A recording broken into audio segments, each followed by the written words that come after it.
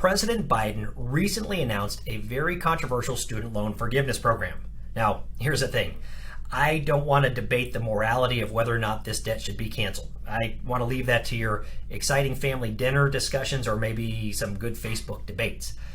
Instead, I really want to focus our conversation today on the potential economic implications to determine if a change in investment strategy is warranted. Now, first, let's understand what's going on here. There's three major components to the program. Now, the first is what we call debt cancellation. And it simply says individuals earning less than $125,000 a year or families earning less than $250,000 a year will be eligible for up to $10,000 in debt cancellation. If you're the recipient of a Pell Grant, earning less than $125,000 for an individual or $250,000 for families, well, they're eligible for up to $20,000 in debt reduction. That's the first part. The second is extending the loan forbearance program through the end of 2022. Now, student loan forbearance allows a borrower to temporarily pause or reduce their monthly payments. Now, this began during the recession of 2020 to help borrowers cope with the mandatory shutdowns that happened with COVID. And it's been extended several times since then. Now, there's a third part of this as well. And this is what's called the Income-Driven Repayment Plan, or IDR. And this proposes to cap the monthly payments to 5% of the discretionary income for borrowers. It also covering the borrower's unpaid monthly interest so the debt balance will not grow even when monthly payments are at zero. Furthermore, it will raise the amount excluded from the calculation of discretionary income from 150% to 225% of the poverty line. Now, loan balances are forgiven after 10 years of payments instead of 20 years for borrowers with original loan balances of $12,000 or less. Just so you're aware, I know that's a lot of information. So I want to take just a minute to translate the IDR into English because there's a lot to unpack. So first, let's talk about the poverty line. For a single individual, it's currently $12,880. That means the threshold for paying anything back is 225% of this figure, or $28,980. So if the borrower's annual salary is below that number, the monthly payment is zero. But let's make another assumption. Let's say they've got a great job, they're making $100,000 a year. No matter how much is borrowed, I want to stress that, no matter how much is borrowed, they're limited to paying interest based upon their salary above the $28,980 threshold.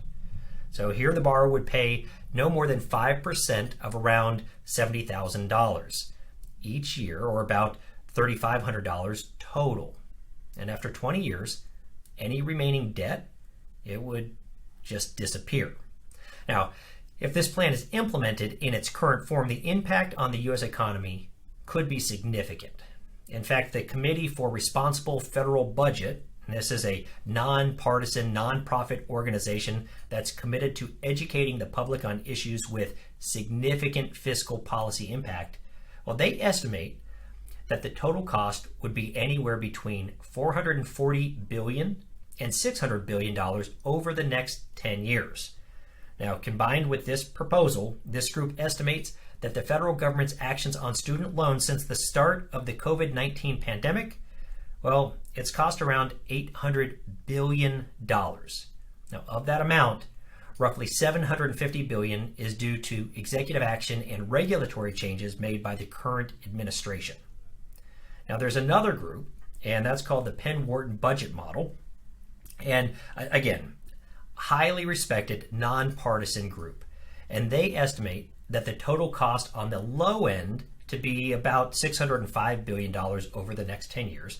But, and here's the important part, it could quickly exceed $1 trillion due to assumed behavioral changes of both students and colleges in response to the IDR program.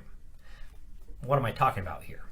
Well, the thing is, since monthly payments are based upon salary and not the amount you borrow, again, the amount you borrowed is irrelevant, students have an incentive to borrow much more or as much as possible. Let me give you an example. Let's say one college charged $50,000 and another charged $250,000, but that more expensive one, it had nicer amenities. You had spa treatments and nicer dorms. Well, borrowers should pick that latter one because their monthly payments wouldn't be any different. After 20 years, any remaining debt, it would simply go away. Students would also have an incentive to take loans that exceeded their tuition, room, and board, what we call living expenses, but they could help pay for dinners and traveling and, quite frankly, whatever you want, even gambling. It wouldn't matter because the added debt is immaterial to their monthly payment, and the debt will be forgiven anyway. Now, the other side of this is colleges will have an incentive to admit anyone with a heartbeat for any degree, really with zero care for future potential earnings. And if you think college is expensive today, I gotta tell you, watch out.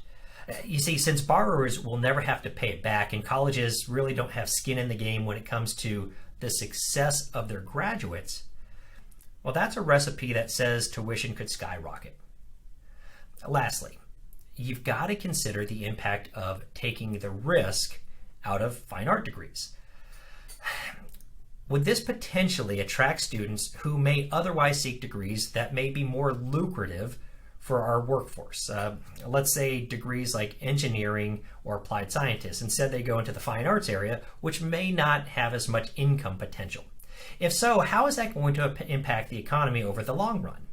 And something else to consider, what does the workforce begin to look like if college kids don't have to have summer jobs or jobs during the school year to help pay for their education? So, if we just look at this through a pure economic lens, the total cost combined with this type of incentive structure, it makes it virtually impossible to view this program positively. But this in no way implies that action must be taken towards your investments for 3 reasons. First, nothing is set in stone. This program, it's a bit unique because it was not passed through the traditional legislative path via Congress. Instead, Biden issued an executive order, and the Supreme Court could step in.